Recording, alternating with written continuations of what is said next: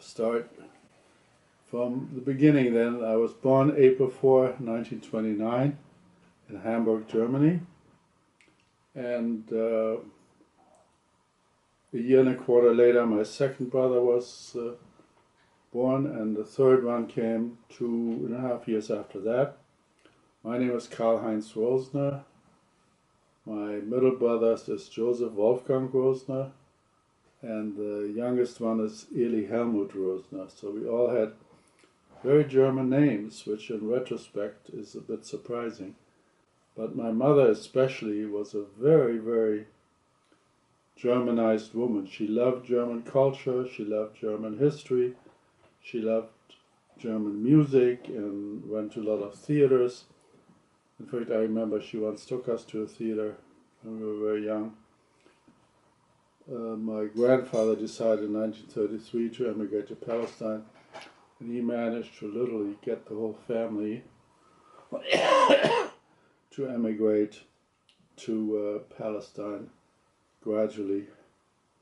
My mother's brothers, Ludwig and Carl, went to France, and after my parents were divorced, I think in 1935 or 36, my mother took us to France also for a little while to see if she could get help for my brothers.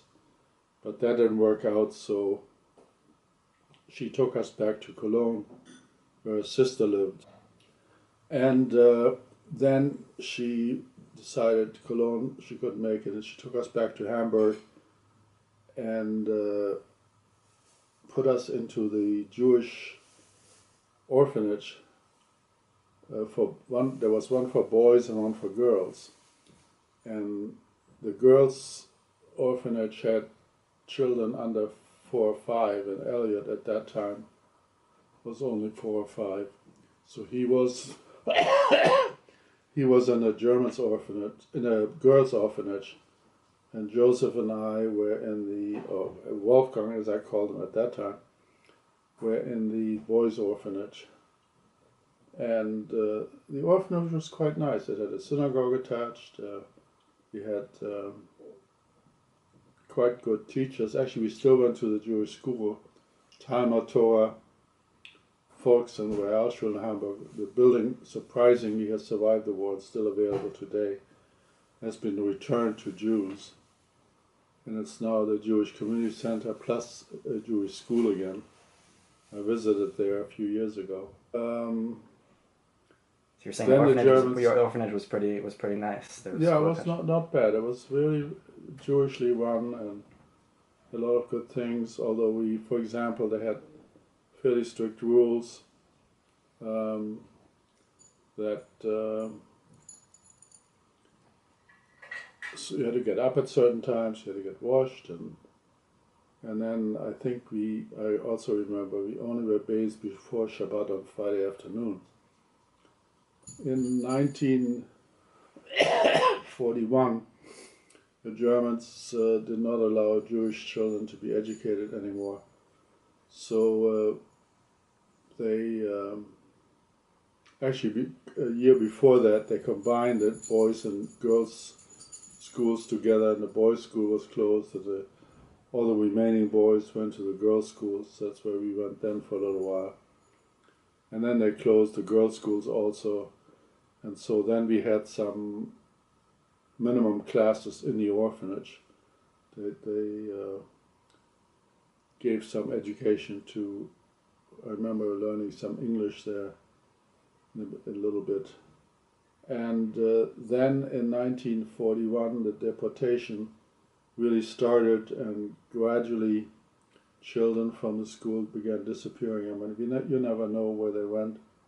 And we also sometimes, Joseph and I, helped people that were called to go to a place where they were collected, bring one suitcase, and we helped to carry some of the older people their suitcase and things like that. But we didn't know where they were going and what was going to happen to them. And then a year later, the whole orphanage was deported. And except for my brother and I think there was one other boy who who had a similar situation where the father had become a Romanian citizen, and the Romanian children were not taken at that time. And in fact, I wanted to go along with the other children.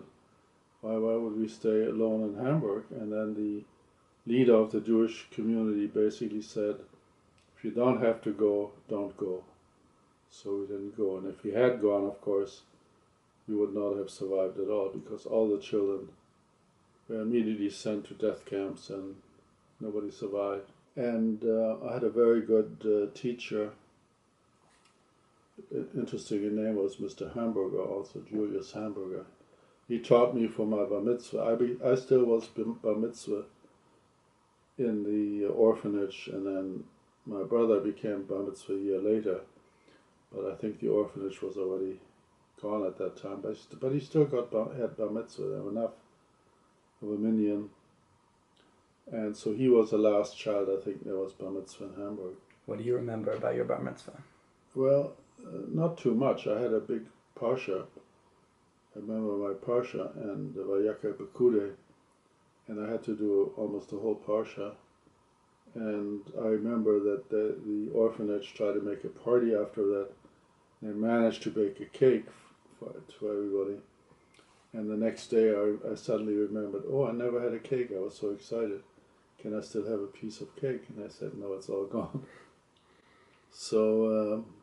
at that time it was already difficult to get yeah, that it kind was of thing. difficult. Jews did get very small rations, and also the leader of the orphanage was a veteran of the First World War. And veterans got a little bit more food, and he actually got I think a few eggs, and every morning or whenever he had an egg, he would cut the top off. It was a hard-boiled egg. He would cut the top off and circulate it. Everybody in a row each day was recipient of at least a taste of an egg. So anyway, after the orphanage was deported, the people that were caretakers in the orphanage, Zeinfeld, Emmanuel and Gertrude Seinfeld, were asked to work in the old age home. Can I back you up for a second first? What's that? Yeah, sure. We kind of skipped over what happened with your brother going on the kinder transport and your mom following him. Oh yeah, So what year did that that's happen? right. Yeah, in the meantime, or before actually war started, sometime in 1937 probably? Eli was in the girls' orphanage, and apparently children under 5, under 6 were able to go to Sweden, and he was sent to Sweden. And a few years later, well, we didn't know where or what, and a few years later my mother went illegally over the border via Belgium, I think, and tried to join him in Sweden. So that's how we later on ended up in Sweden, to join her. And what was she doing while she was in Sweden? I don't know. She had difficulties there also. She was supported by the Jewish community, and she may have had a nervous breakdown also. She thought they had killed us already with the other people. But she told us later. So she was very hard on her to even see her whole world crumble that she had so admired, and then her children, of course, were sort of almost taken away from her. So she was working to try to get a visa. Yeah, she was. I later found out that she was trying to get us to Sweden. And after the war, I went to the Hamburg archives and I found a letter that we had actually gotten permission in 1943 to join her in Sweden, or even my father, wherever he lived. But we were given 6 months, and that was when there was a huge bombardment in Hamburg, and the old age orphanage by that time had also been deported, and we had moved with the Zeinfelds to the remaining little Jewish hospital for the Jewish partners of mixed marriages. Just before the end of the war, they had one daughter, and they were able to get their daughter on a children's transport to England. And that's a sad story, because after the war, they tried to have their daughter come back, and she'd been in England for 6 years. She had gone there when she was 5 or 6. She'd forgotten her German, spoke only English, didn't know them, didn't remember them, and didn't want to go with them back to Hamburg. And that was a heartbreaking situation for them. They had done everything they could, and this was their only daughter, and they obviously had always thought about her and were happy to make sure she survived. Because the Germans also took children from mixed marriages to concentration camp. In fact, when Josef, Wolfgang, and I were deported to Buchenwald, there were still a couple of children that had gone to school with us who were still in Hamburg.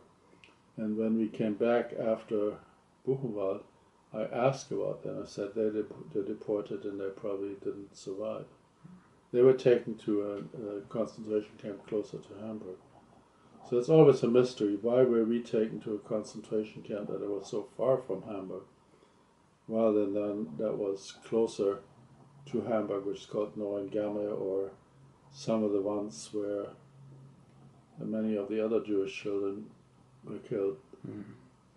First, so before we get there, let's talk a little bit about what it was like staying with the Zeinfelds. We helped in the kitchen, and we went out a little bit, or we tried to. I was reading a lot, as much as I could. I was always very curious about everything and was hoping that things would get better. But we had also many bombing attacks on Hamburg. And Hamburg, in I think July or August of '43, was severely destroyed, and that's where we had to move from the old age home and Jewish organizations building to the hospital. But so the old age home was a Jewish old age home? What's that? The old age home Jewish, yeah, they were all deported, and I don't think anybody survived either. We were trying to help with whatever we could to pass the time, and the old age people liked that very much, that they saw some young children still around. And after the Allies bombed the old age home, what do you remember? Before, there was actually, I think it was fortunately deported just before the bombing attack, because both of those buildings were totally destroyed. If they had stayed there, they would have been killed anyway. So you were in a shelter, a bomb shelter, while the bombing was happening? It wasn't a bomb shelter, just a basement. We were in a basement, and our room in the basement actually survived, and our stuff, we could take our stuff out after the bombing attacks. That was the only room that was still not totally destroyed, so I was getting lucky. In a broom closet, we just stood and supported each other in a little broom closet, and we were hoping that they had four walls and would survive, and that did happen. It was just the two of you in that broom closet? No, the Zeinfelds and the two of us in the broom closet. And so you ran and retrieved some things. Then yeah, but that was no. Then we ran out. Obviously, the building was on fire, and we ran out, and there was a park across where we stayed for a little while next to the school building. I don't know all the details, but I know that when the building was on fire and broke, a brick fell on my hand, and I got a bleeding item on the outside of my hand, and I had a scar there for a long time. And then after the building stopped burning, you went back to the basement? Yeah, we went back to the basement, right. What did you retrieve? I don't remember, but maybe a few books, a few clothing. I don't remember. Little things, I mean, nothing obviously big. And we are warned, better not stay there or go in there even, because it could collapse any minute, so people were afraid of us. And behind our building was a synagogue, another major synagogue in Hamburg that was also destroyed. Where unfortunately Jews had brought their Jewish books and Talesim and everything to that synagogue and hoped that it would survive there, but obviously was all destroyed and burnt. So after the bombing, we went to a park and they were giving out food every day. And we were trying to get some food there as well. And then somehow the hospital got some food again. And so we didn't have to go to the park anymore. But when you went to the park, what did you do? No, just try to pick up some food. You'd cover up your armband? No, not my armband. The star was on the chest. I just folded my jacket over so it wouldn't be visible. So otherwise they wouldn't give you food? What? Otherwise they wouldn't give you food. They might not have, or might hurt me, or who knows what, I don't know. The Germans were generally quite anti-Semitic, is my feeling. Nobody ever gave us some encouragement or good word or whatever that I certainly encountered. And then there were continuous bombardments, I mean, day after day, night after night. This was not a single bombarding attack. It was quite a few, and the sirens went off and people had to go underground as well as they could. Mr. Zeinfeld actually dug a hole in the ground to try to see if he could just stay in a hole instead of a building, because the building would collapse. So then one day we were told by the office people in the hospital that we got a phone call that tomorrow somebody's going to arrest you and your brother, and take you to Buchenwald. But they also said, Buchenwald is not a concentration camp, it's an internment camp for foreigners. So you shouldn't worry about what might happen to you there, because it's not the kind of camp apparently where you immediately go into gas chamber or whatever. So they knew that much. These were the Jews.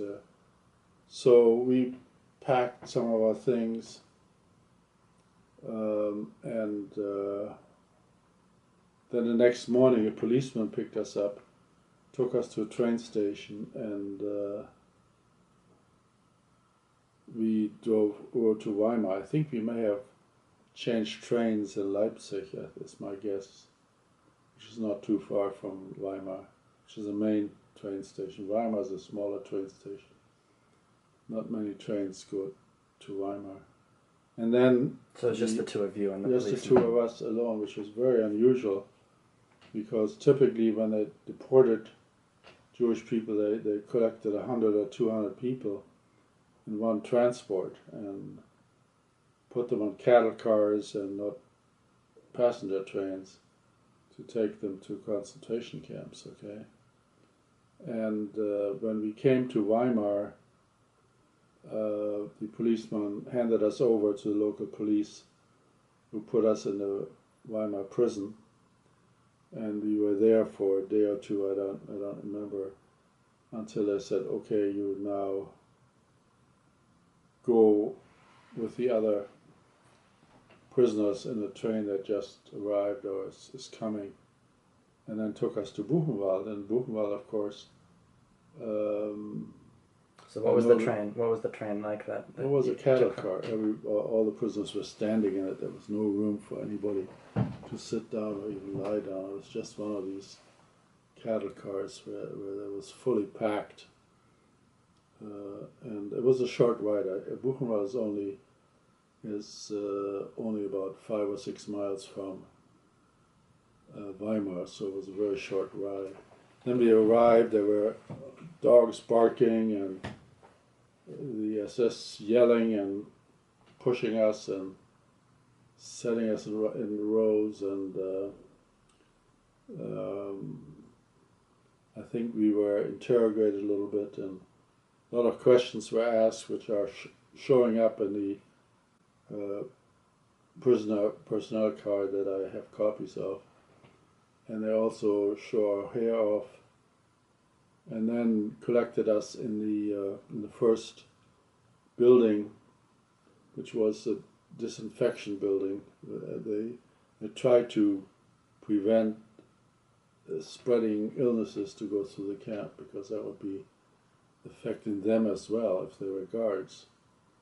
And so we stayed there overnight, and during the night I noticed that somebody was taking mine and my brother's coats away, I started yelling, and a man came in who turned out to be Erwin Lippmann, and he asked what was going on. I told him, and it turns out he said, we came from Hamburg, we don't know what this is all about. He said, well, I'm also in Hamburg, and I will see what I can do to help you. And then from then on, he helped us first get into the little camp, and maybe a better building, or it wasn't a good building, it was very tight to lie down, and he had taken some of our stuff and given it to the guy that ran the building and said, here, this belongs to us, and you can give them a little bit. And after 2 or 3 days, he came again. He said, I think I'll bring you up to building 22, block 22 as it's called. Was it a few days or a few weeks? Or well, it could have been as much as a few weeks. I don't remember. I mean, time, you just don't remember the exact date or exact time because you just are so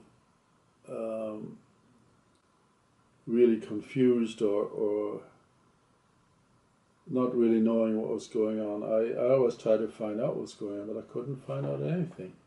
It was really very difficult, and so. And what was your reaction? What did you say when you first arrived at Buchenwald and saw the dogs barking? I think you said, "I thought we were supposed to go to an internment camp. This must be some kind of mistake." No, you're on the right place. They said there's no other place. It's called Buchenwald. Here you are. This is where you're supposed to be. And so we realized we had to stay there.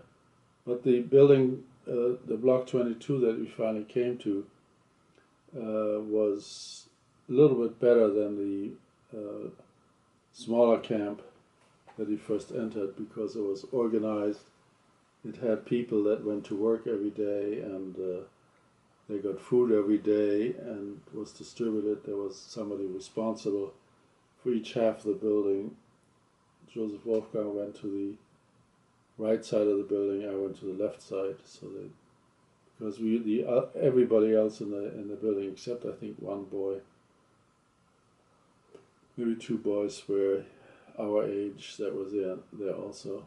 But everyone, in general, it was an adult barrack. What's that? It was an adult barrack. Yeah, it was an adult barrack, right. We had to, every morning and every evening we had to assemble at the collection plaza, and from there they told us we had to go to work, and I went to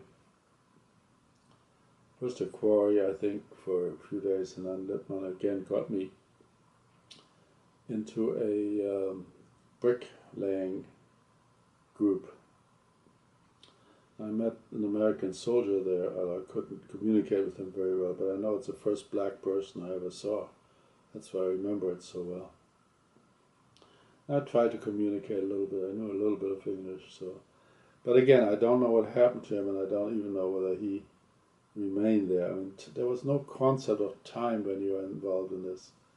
One day is exactly like the other, and you just don't know what's happening, what the difference is between the day, and you're so exhausted and hungry all the time and so weak. And I got sick twice, seriously sick, that they had to put me in an infirmary. And that was somewhat dangerous because in the infirmary they either sent people to their death or did experiments or just let them die or whatever. They didn't have many medications there. And so I was lucky that I got in and out of those places. As I understand, when I went to infirmary, I think the first or second time, they had selected me to go on a death march or transfer to another camp because I was sick. That's what they did, sick people. And then actually it was after that. The infirmary apparently had notified somebody, and when I went back into block 22, I got a notice that I was going to be transferred the next day, and that's when I went to Lippmann, and he apparently was able to cancel that and let me stay there. So I apparently had lung infection, and I had something else, I don't remember. It's listed on the documents. I think the second time was the flu. Yeah. 2 months. I think the first time was in December, the second time was in March, I think the dates show. So I remember I was very, very sick, and one of the other guys in the building also was helpful when Lippmann wasn't there. But in general, we were helped by people. I mean, there was a certain comradeship in the building, that people helped each other, and the most difficult was during the winter time.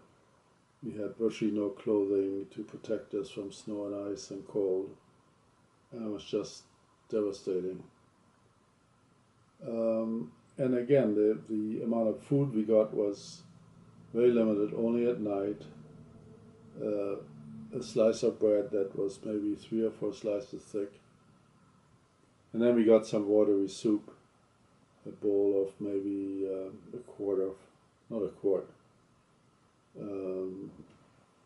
pint maybe of soup. It was not much, and there was really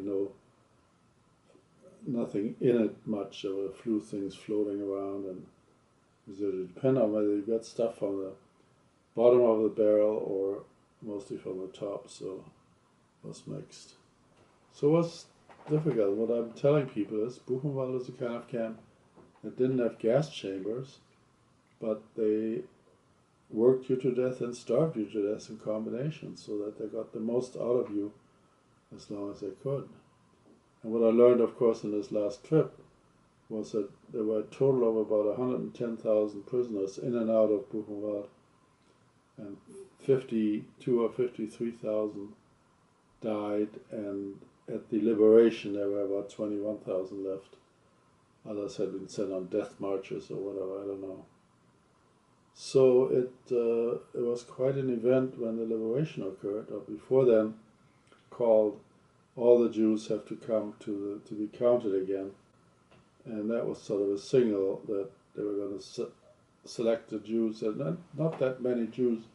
There was a minority of inmates in Buchenwald that were Jewish. By singling them out, that was a sign Jews were going to be particularly mistreated.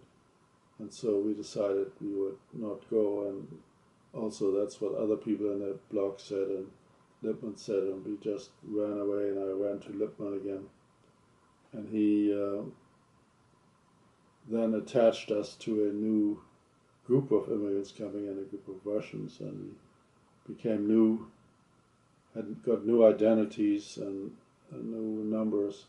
But then the SS, a couple of days before, maybe 3 days before liberation, were looking for Jews because they knew a lot of Jews had not been shown up at the place, and they surrounded each building. They surrounded a building that my brother and I were, and I saw an open window, and I was able to jump out and found an armband in the next building that I put on so I could walk around the camp and look for Lippmann. And he then came and took me and my brother what appeared to be a safe place. It was a sewer, so that's when we got into the sewer. And then until April 11th, that's where we stayed and were liberated. And that was, of course, a joyous event, and immediately the Americans brought a lot of food in, and some people just ate too much and got sick right away.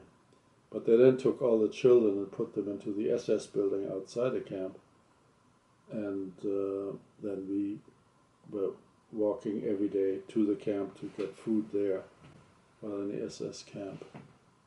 And how long were you at the camp for? I think after it liberation? sounds like it might have been almost 3 weeks or something like that, because I have an entry indication when we got to Hamburg. So I know we came to Hamburg about 7 or 8 of May or something like that. And then one day somebody said, there's a truck going to Hamburg, do you want to go along? And so we did. And then we drove to Hamburg, and we went to the Jewish community had reestablished itself. And after a few days, they said, we think there's a way for you to go to Sweden to your mother. We'll try to arrange with the Red Cross to get you there, and tomorrow you're supposed to sign up with the Red Cross truck and they'll leave for Sweden. But it turns out when we got to Copenhagen, we all had embarked the bus, of course, and the Danes ask everybody who you are, where you're from, and so we said we were from Hamburg, we were born there, and we were trying to get to Sweden to see our mother, we were in concentration camp. And so when I heard that we were from Hamburg, they immediately dispatched us to a German internment camp where they had interned other Germans. And again, there was a mystery as to what was going to happen to us. And so I remembered that we had a Danish teacher. He was a Jewish person as well. His name was Katzenstein. And I tried to track him down. I think after a few days, I was able to track him down and contact him. And he came and was able to extricate us from this German internment camp and took us to his apartment. And then he helped us establish contact with Sweden. And after 3 months in Copenhagen, we were able to go to Sweden. So that was the story then. And how did you feel when you were placed in this displaced persons camp? What were the conditions like? It was amazing in that even when it came to Denmark, they put us in, the Katzenstein put us in some real beds, and I still remember the feeling to be in a real bed again and also get some real food, because we hadn't had really real food for almost a year now. So that was I still remember that I was amazed at the taste of the food and how good it felt to be in a real bed again. What were the conditions like in the displaced persons camp? Well, it was just everybody was sleeping on the floor and nothing. It was just noisy and really not a very nice place in general. Especially after you thought you were free, We were free. you were about to be reunited. Right, exactly. Here we were again in German environment and didn't particularly enjoy that. But you were. So in the end, conditions were better. The conditions were much better than Buchenwald. Yeah, the conditions were obviously where the Danes gave us food, and so that was all right. I think we got some new papers there, Red Cross papers also. So I think I still have some of that. And then we came to Sweden, and the Jewish community, they first put us with some other Jewish families for a few days, and then they had found an apartment for my mother and the 3 boys that were then there, and put us together. And I got a job. How did it feel to see your mother again? Well, it was very nice. She was incredulous. I mean, she was absolutely overjoyed, and it was amazing. She didn't even recognize that. Of course, we had grown quite a bit, so it took her a while to get us to really recognize that we were really her children who had grown up there. So I have a great deal of sympathy for her, because she just had such a tough existence and such a dramatic damage to her values and her youth and middle age, so it was just absolutely incredible. And I went to work and to night school. I got an engineering degree after 5 years at night, which was not easy, because I also still was observing Shabbat. I wasn't going to school. They had classes Friday night and sometimes Saturday, and I'd go to those, so it was difficult for me first to learn a new language and then had to recover every. So my grades weren't all that great there. So but I didn't mind. I learned a lot, and it helped me get credit when we came to the United States. Of course, in the meantime, I met my wife Frida, and we decided to get married. So okay, so right. I feel I was very lucky. I've been lucky in many critical phases of my life, as you can hear from the story, right?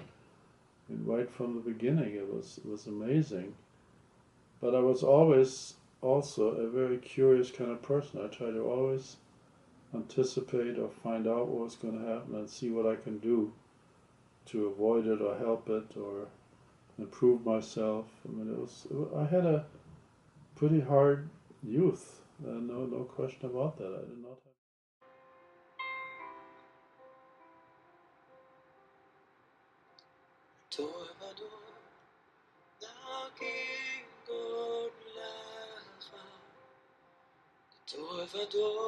We protect this chain. From generation to generation, the door, these lips will